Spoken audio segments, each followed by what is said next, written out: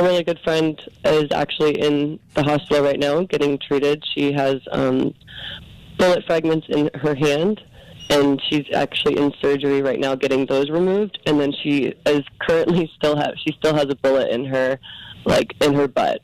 So she's still waiting to get that removed as well. There's just a lot of people that are obviously needing attention immediately, and there's not a lot of room in the hospital, so she's kind of getting bounced around. But she's getting treated, and she's going to be totally fine. I had another girlfriend that got shot in the foot as well. Really sad. I mean, I'm still trying to process the whole thing, but all my friends are safe. They're accounted for. They're getting treated, so that's all I can really ask for at this time. On the Todd Shapiro Show, SiriusXM 168.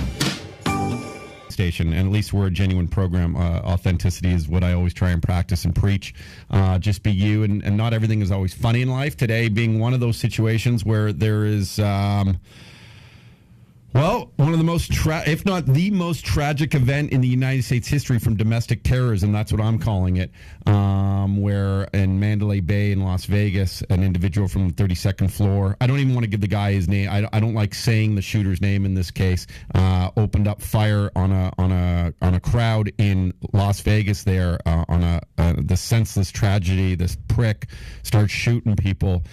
And as crazy as it is and as sad as it is, wildly, I happen to know someone there. It's people's first reaction. Do I know someone? I hope people in Vegas are okay. And one of my best buds, this guy named Ian, who's in my wedding party, his sister I've gotten to know over the years. Heather Graham joins us on the phone. Hi, Heather. Hi.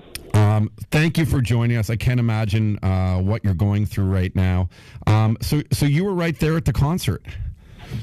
Right there, right in front of Mandalay Bay. As close as you can to the stage, all the way to the right. So pretty much as close as you can get to the stage, as close as you can get to Mandalay Bay. I saw a picture that you posted on your Facebook and your Instagram, and then since actually texted it to me, where it's just you're a beautiful young lady, obviously, a nice portrait of you with actually the Mandalay Bay Hotel in the background, basically showing where the shooter would have been. Can you, if you can, and I don't know, I don't want to pry here. First and foremost, how are you doing, actually? I'm okay. I'm actually just really tired. I haven't been able to sleep yet. Obviously, just one, friends and family reaching out, which I'm very grateful for, making sure that I'm okay. Two, just general anxiety, trying to process this whole thing. So I haven't exactly slept yet, but I'm looking forward to doing that hopefully in a couple hours. Yeah, I can't imagine what you're going through now. Did you know anyone? You're doing okay, and hopefully mentally you'll be doing okay. And I know there's a lot of people already reaching out in terms of if there's someone you ever need to talk to and stuff. But did you happen to know people who got shot? Of course. My really good friend is actually in the hospital right now getting treated. She has bullet fragments in her hand, and she's actually in surgery right now getting those removed. And then she is currently still has a bullet in her, in her butt. So she's still waiting to get that removed as well. There's just a lot of people that are obviously needing attention immediately, and there's not a lot of room in the hospital, so she's kind of getting bounced around. But she's getting treated, and she's going to be totally fine. I had another girlfriend that got shot in the foot as well. Really sad. I mean, I'm still trying to process the whole thing, but all my friends are safe. They're accounted for. They're getting treated, so that's all I can really ask for at this time. Does it seem? I mean, obviously, as real as this was, and you heard it, these are things we usually typically just see on the news. Right. Can you process this as being a real event? As naive and dumb as that question sounds? It didn't seem real. No one knew what was going on, so even to try and understand what was going on, no one knew. And, it happened so quickly, and that was, it's a time like that you either lay there and die, or you get up and run, and I was like, if I'm going to die, I'm going to die running. I'm not dying here. Yeah, I read your post about how you just sort of darted off, and that was your mentality. What was it in your head that said you wanted just to get away? Is that just because? And I know you, Grahams, you're tough as fuck. Is that just because you were brave and you felt that you were just wanted to be in control of it? Yeah, I mean, you didn't know where it was coming from, right? So, I mean, I didn't feel safe where I was at the time, and I just started seeing a lot of people laying down and holding people down, and I just was like, I'm not getting held down here. And I didn't know exactly if I was running into more danger or not. That was kind of more the scary thing for me, but I just knew if I kept running and didn't stop until I got to my car, then that, I was going to feel better about that. I just knew I had to get home. And thank God, because I was running alone, I didn't have any of my friends with me. We all kind of got separated, so I was running alone, and super scary at that time for sure, and seeing people getting shot all around me was terrifying as well. And when I finally made it back to my car, thank God my girlfriend, she was smart enough to meet me right back there at the car as well. We pretty much got there at the same time. We hugged each other, we cried, and I said, we got to get the hell out of here. And we drove home. Heather Graham joins us, a personal friend of mine who was at the tragic shooting just earlier this morning. What was the scene like? Like, did you? I don't want to trigger any memories, but did you see people getting shot? Did you see blood? I don't know. I don't know how to talk about this stuff. I'm sorry. Okay.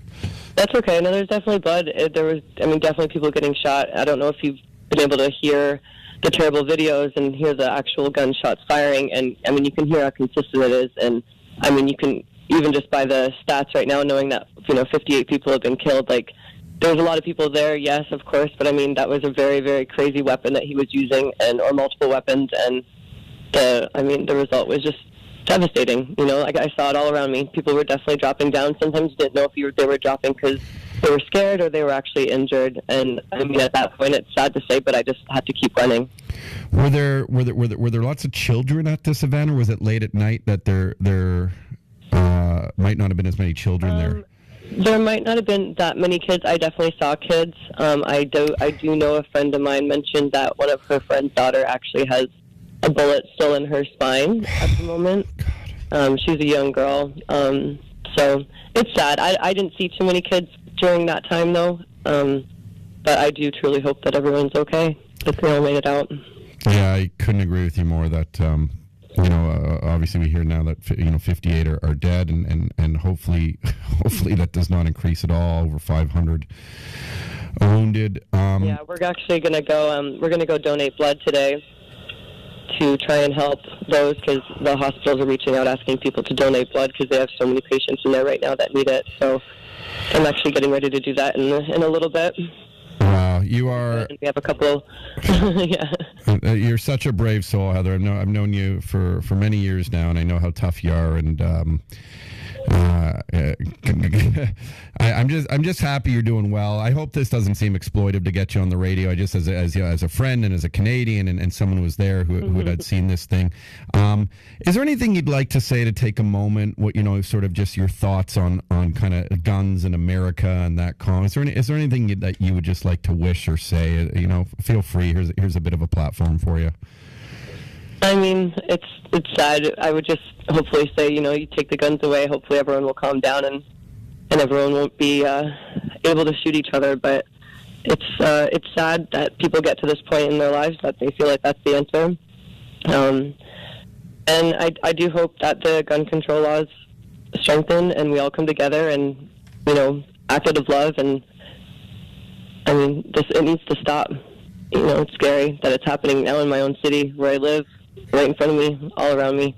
And I tried to just kind of say I had a front row seat to one of the scariest moments of my entire life. Yeah, I'm so sorry that you're going through this, and so sorry that your friends have been shot, and I wish them a speedy recovery. And to everyone who has friends or families and who are victims of this senseless tragedy, thoughts and prayers are the things we say, and not that does much, but people, let's fucking come together here and figure out a way to stop this stuff. We're one, and love should be. It sounds again corny. It should be the only way. Heather, I honestly, as a friend, forget about the fact that we're on the radio right now. I'm really. I did forget. Okay, yeah. Hanging out, talking. I'm thankful though that you gave me your time, but I'm also just thankful you're doing all right. Honestly, I'm just glad you're doing all right. And I'm so sorry. I can't imagine what is going on still within what you saw earlier today. And my best for you. And obviously, I know you have your great supportive family back home. But anything you need, we're always here as friends. I really appreciate that. Thank you so much. Okay, and thanks for being such a brave soul and for giving blood. It just speaks to the type of person you are, which is amazing. And I hope you get through this okay from what you've dealt with. Yeah, everything will be fine. Just got to take it one day at a time and be positive and be there for everyone. Thank you, Heather. Heather Graham. And, yeah, we love you. I'm just glad you're doing all right. Thank you. Have a good day. Thank you. Bye-bye. I don't know how to do those things. Brian O'Gorman co-hosting. How do you do that stuff? I don't know how to do that man. stuff. Other than looking at sort of like what caused these things and how to stop them. I mean, like she said, try to be positive, I think, I was just looking up while she was talking the gun laws in Nevada. This is nuts, man. So you don't need a permit to buy a gun in Nevada. Isn't that crazy? You can just like go in the store and get one. You can carry carrying an unconcealed firearm is legal. So you can it's one of those open carry states too. So you can just walk around as long as you can see the AR-15 around your shoulder. You're allowed to walk through the mall with it or whatever the fuck. You could probably conceivably walk through your hotel room while you're going up there to just put it there. How is this a right? I never understand how they think their right to own a fucking gun supersedes my right to live. You know what I mean? It makes me feel safe. Well, it makes me feel safe when you don't have a fucking machine gun walking around the street. How is that? I don't understand. I think it's also in a lot of parts of the states, they don't go too far out of where they're from, and it starts to seem normal almost, these guns and shit. And it's not fucking normal, man. Well, it's not. And I remember when Trump ran, and I forget what rally was at with the NRA, but it wasn't even just hey, this is our right to bear arms. It was celebrated that it was their right to bear arms. And at what point should you celebrate this shit? Chant about it, that you're happy that this is going to continue. Maybe part of me understands, for hunting purposes or collection purposes and things, but semi-automatic machine guns. The shooter had a gun that was next to impossible to get. It's such a high-tech machine gun that could do this type of damage. The numbers are insane, aren't they? I didn't hear that until she said it, because I woke up early this morning and then went back to bed, and I think the death toll then was 12 or 14, and now it's fucking 52 and 100, 58 and 400 and 500 they're saying now injured, and he apparently went to 2 different rooms to do the shooting too, to get different angles. The whole thing is inconceivable. And I hope I didn't sound like it. I don't know how to talk to people. Man, you sounded sincere. I don't think people should know how to talk to people in those situations. If you're just some cold fucking in a situation like that, and you're all calculated, I think you're not that human, man. That's how people should react to that. And it kind of just hit me the same way it would have hit any of her friends. You just saw it on Facebook. She just literally posted this beautiful post about her running away, protecting herself, knowing that that's what she would do. And I'm like, oh my God, Heather said, our buddy Jeff, do we know if Jeff's... I reached out to Jeff. I haven't heard from him yet. Jeff from Promescent.com. I saw an Instagram post about today's segment, so I'm fairly sure he's all right. Okay, so that... Because Jeff lives there, too. So Jeff's just happens to be on the show book today anyway. Yep. So he's got a ton of people in Vegas. There is... If you go all over Twitter, people, there is 1-800 numbers on how to get in touch with people if you happen to know anyone who was there and they're unaccounted for. This is domestic terrorism. They're not calling that. It is domestic terrorism. I don't care what anybody fucking says. What are they calling it? They're calling it. Was it a white guy? Yeah. So they're calling him a lone wolf. It's a lone wolf. Never a terrorist when it's a white. And there's no fucking motive here. No one. His brother spoke already, saying they don't understand. He didn't even see this guy have guns when he moved him recently. There is some gambling debts that he's had, but he's a guy who doesn't even have a parking ticket. They say trying to understand this stuff will almost be impossible, because a rational mind can't comprehend when something like this happens. Now they killed the guy, and he killed himself. He killed himself. I hate when they do that. Well, why don't you just kill yourselves to begin with? Thank you, Todd. Yeah. All this could have been solved by you just clipping yourself first and letting everybody else take live. Innocent lives. I saw one of these videos where I saw a mother running with her child, and that's why I asked her. And a life is still a life is a life, right? You never want anyone's life to be taken. But as a father, I just thought, fuck, man, children were there to even deal moving forward that emotionally on their psyche. I don't know. It's terrible. There's no making sense of this shit. Let's just hope at this point that the numbers don't increase in terms of the deaths that have happened and those that have lost their lives. Todd, can I just say, like, we had what they were calling a terrorist act in Edmonton, right? Yeah. A couple days ago. And what happened with that in our socialist government where we're all not free to own guns and stuff? Let's look at the body count, shall we? What was the guy, he stabbed a cop, and then he was able to run over 2 people. And then you look at the numbers of, like, that guy couldn't get a hold of a gun like the guy could in Vegas, man. And if that same guy had the same gun as the guy in Vegas did, who knows what could fucking happen. So they have this, like, political arguments. But at the end of the day, fucking look at the board, man. Look at the numbers. Come on. Like, I mean, if you have somebody that's crazy, the likelihood that it's going to be something like this is a billion times more. If you just keep saying to yourself, well, it's my goddamn right. And aren't you some fucking Jesus people down there? Aren't you? Was that what Jesus would do? Jesus would buy an AR-15? Fuck. Listen to your fake God. You know, I saw I agree with you. I saw a tweet regarding Sandy Hook that had gone viral a couple years ago. And it basically, I'm just paraphrasing it here because I don't have it on me, but it basically just talked about how if that didn't change this, when is it ever going to change this? I don't know if when you're walking into a school of children, of toddlers. And still they'll sit there and make it a political thing. And then even Trump today tweets out about my warmest condolences and grievances and may God bless you. Hasn't he talked in the past how he doesn't believe in God and now he's using that to help through this tragedy? I mean, I don't expect anything from that man when it comes to this shit, man. That would be the worst president in the history of the world when it comes. Look what he was talking about in Puerto Rico and stuff. And now he's going to turn this into something like, the liberals are going to come for our guns now. Now's the time to stand together and all this kind of shit. And you're like, no, this is the time to just say that this stuff is wrong, man. It's morally... It's disgusting. It's absolutely reprehensible. Then there's the other side, the conspiracies, which people say these things happen to create martial law from governments too, where that's the internet skinny. Yeah, that's the Alex Jones angle. Yeah, there's a lot, but I mean, it starts to make you think sometimes. Though, as sad as that is, it has happened throughout history, like those false flag things or whatever, like attacks on governments to like sort of create, consolidate power and stuff. That's what Hitler did. Reichstag and all that. They attacked that. It was a fake. Anyway, I don't mean to sound insensitive towards what happened. No, definitely not. It's just having conversation about it. There's nothing wrong with that. Okay, listen, let's have some fun for the rest of the show. And I'm sorry to transition and segue into having fun. But when you have a friend who's involved in something like that, it's almost my duty to make sure she's doing okay and just to present it to you to hear, her side of the story, what she saw. That's right. And if we don't laugh, the terrorists win. Right? Yeah. We don't have a good fucking time. In this case, these asshole lone wolves whose name I won't mention.